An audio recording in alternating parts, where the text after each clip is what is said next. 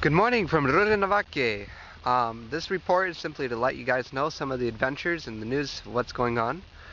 Um, it's pretty interesting. We've been doing a lot of flying over the last several weeks. We've been doing a lot of flights, doing medical flights in the Santa Cruz.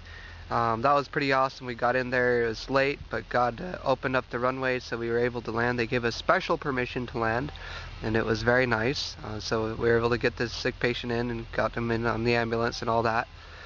We've been flying a film crew around, making a documentary, or a report actually would be a better word, of what's going on down here, here at Familia Feliz, and then we're going to go on to Guairá and then on.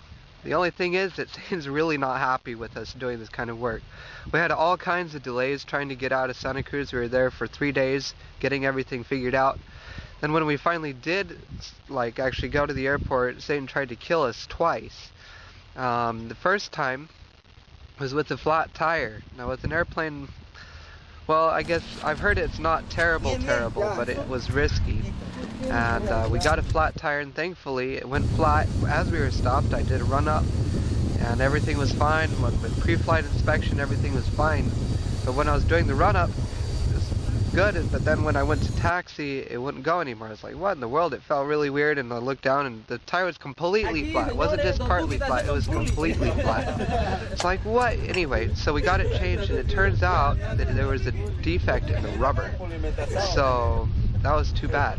Anyway, I'm really glad that it went flat there in Santa Cruz so that we didn't have any issues. It would have been really a lot more trouble if it had gone flat here in Rure or in Trinidad. It would have been a problem as well. So God really provided, even though it went flat, God really provided with that. And then the second time he tried to kill us was yesterday. We were doing some flying out here, and we were doing some filming, from the mountain, and we've had a lot of other technical problems, so the cameras haven't been working out right, batteries were being forgotten, cables were missing. I mean, it's been a difficult time, but anyway, the point is, God has been keeping us. Oh yeah, yesterday Satan tried to kill us again. We were flying along, and the windshield actually popped out. It didn't come off, fortunately, but it cracked along the top. It had been weakening in the sun. The airplane sat in the sun for some time, and it's weakened along the top. And as you can see, I'll show you here some footage of what it's like. I mean, it's terrible. It broke, and so I'm really glad the windshield didn't fly off.